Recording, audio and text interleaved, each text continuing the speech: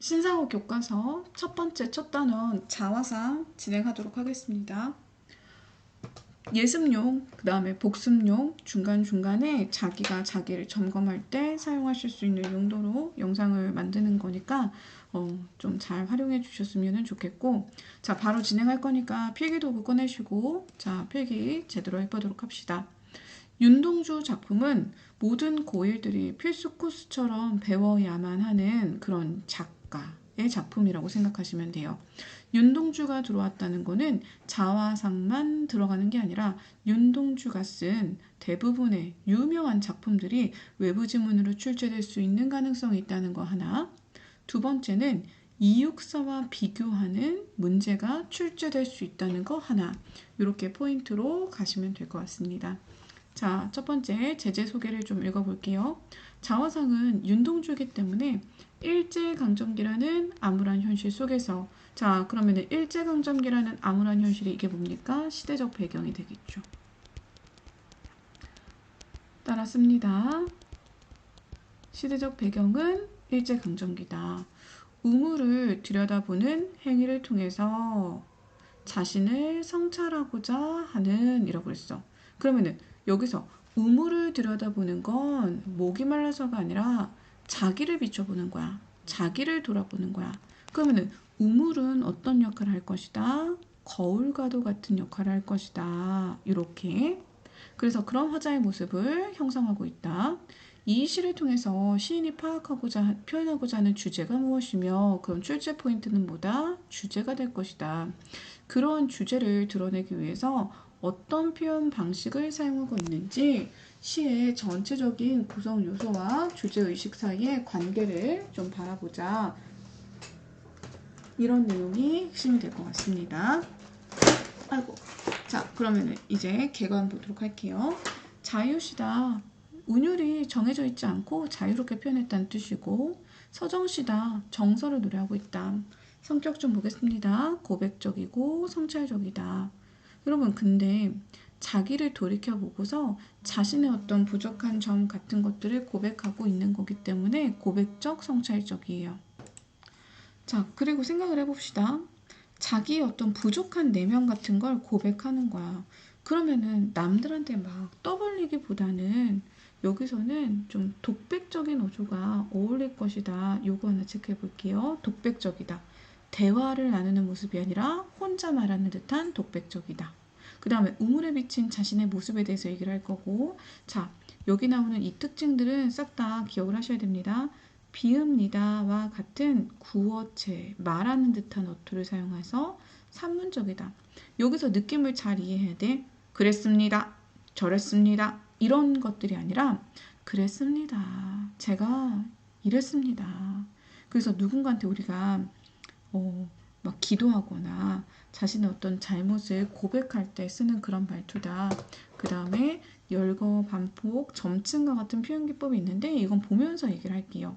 그 다음에 시당 전개에 따라서 화자의 정서와 인식이 변화한다. 변화가 포인트다. 그래서 자아 성찰을 했더니 자기가 어때? 자기가 애증, 자기 자신에 대한 애증, 좀 안타깝기도 하고 또 마음에 안 들기도 하고 이렇다는 거야. 그래서 1년부터 6년까지 쭉 진행되는데 여기 봤더니 맨 처음에 자아를 성찰하기 시작했어. 그러다가 자기 자신에 대해서 미움과 연민 그리고 미움과 그리움을 느끼다가 결국에는 성숙해가는 모습을 보인대.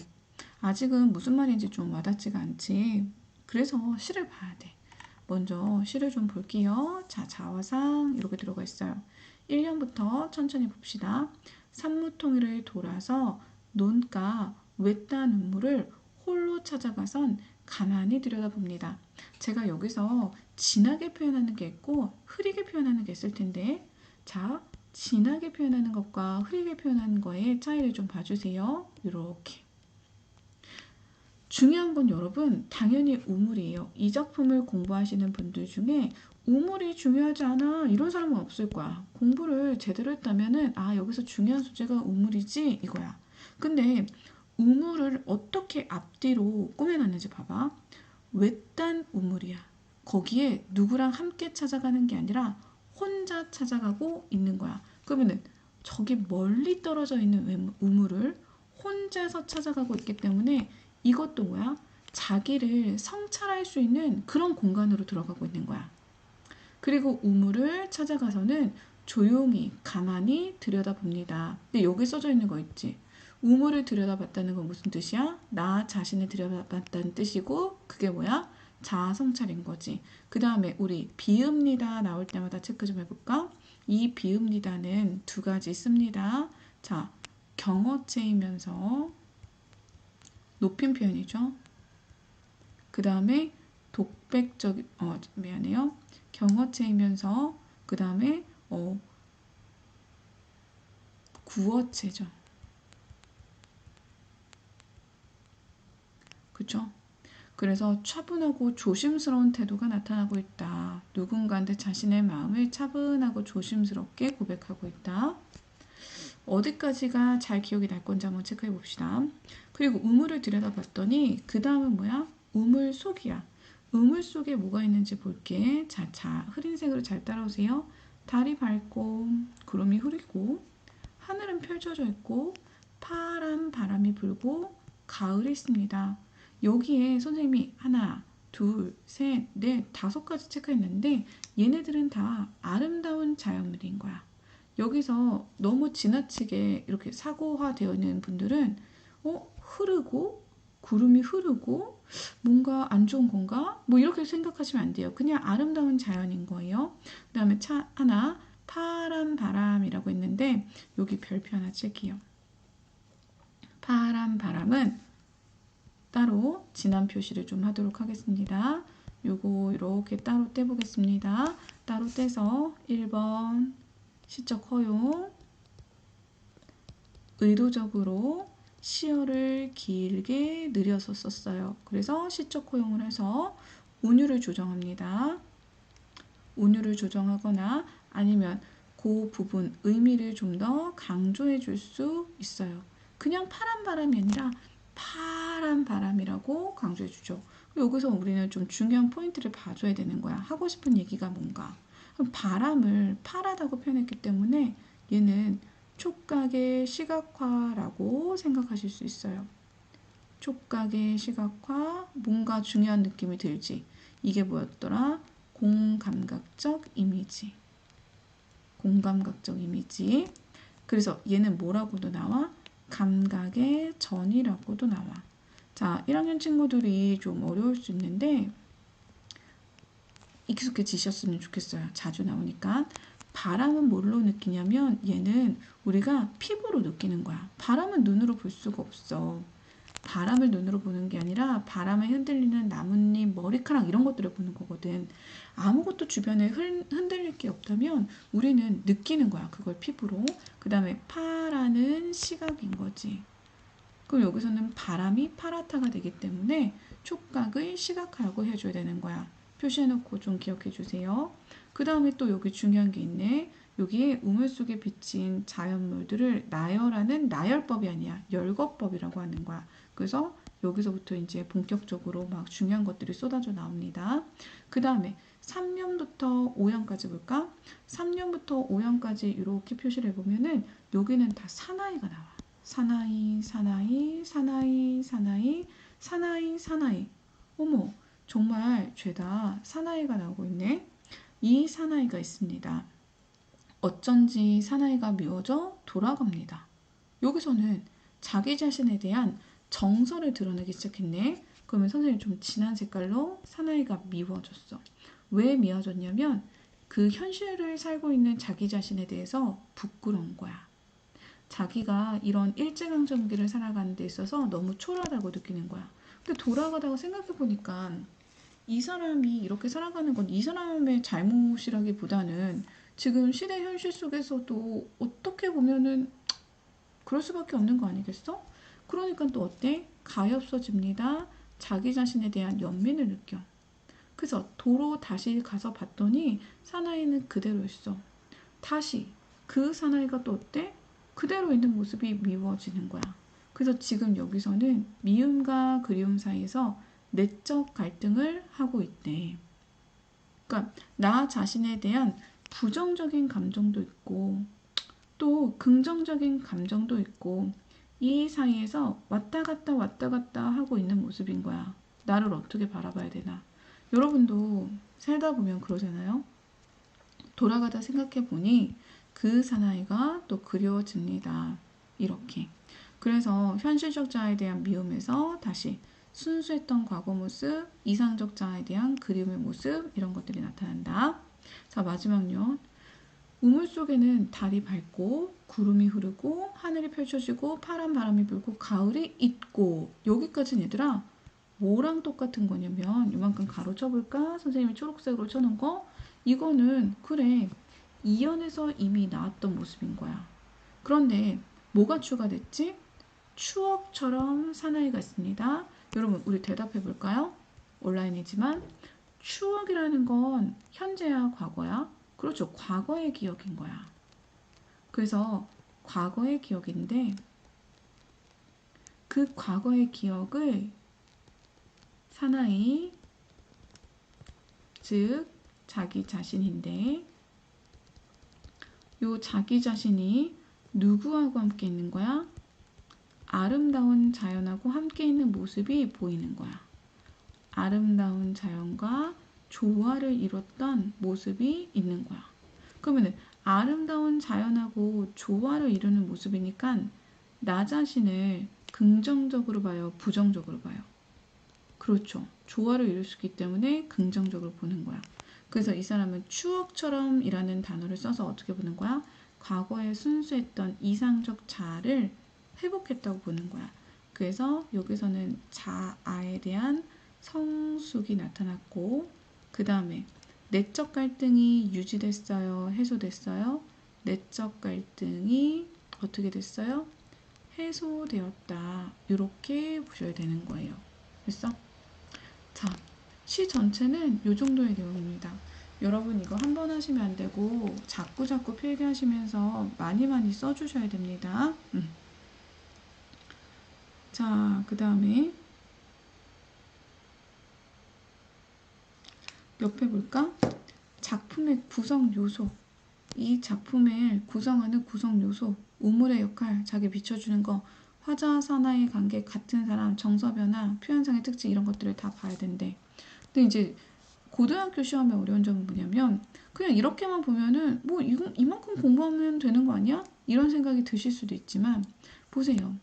시적 허용에 대한 설명을 한 다음에 시적 허용이 나타나는 외부 시들을 다 설명하고 있는 거예요. 그래서 하얀, 뭐 새약시 이렇게 의도적으로 길게 느려가지고 운율이나 어떤 분위기를 표현하기 위한 거다. 읽어주셔야 되고 그 다음에 이연을 반복하고 변형시켜서 구성산의 안정감, 균형, 내적 갈등을 벗어나는 모습을 효과적으로 보여주고 있다. 이것도 반드시 체크를 해주셔야 되고 자 뒤로 넘어가시면은 봅시다.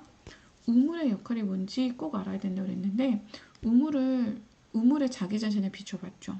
그래서 자기 자신에 대한 미움과 연민과 그리움과 같은 뭘 겪었어? 내적 갈등을 겪었어.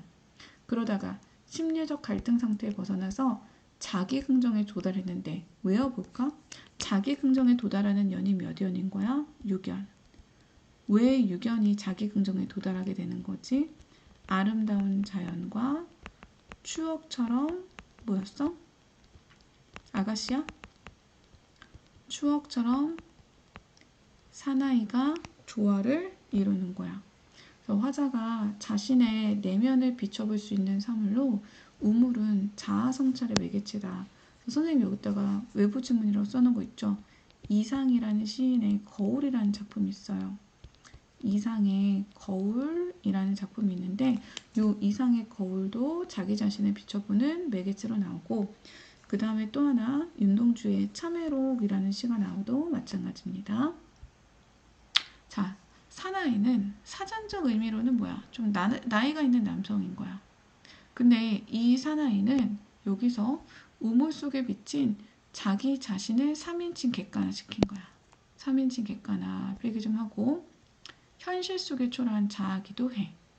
그래서 현실이라는 건 일제강점기고 초라하다는 것은 소극적이고 부끄러운 모습이다. 근데 우물 속의 초라한 모습과 우물 속에 자연 풍경이 어때요? 대조를 이루고 있는 거예요. 자연 속의 모습은 되게 아름다워. 자연의 모습은 아름다워. 근데 나의 모습은 부끄러운 거지.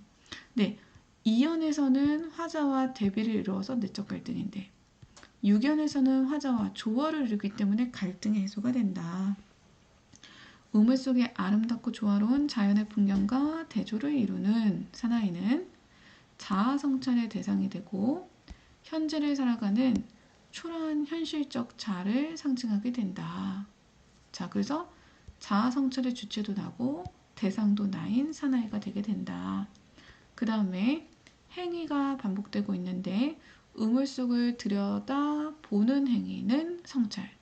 돌아가는 이유는 미워서. 돌아가다 생각하니까 가여워.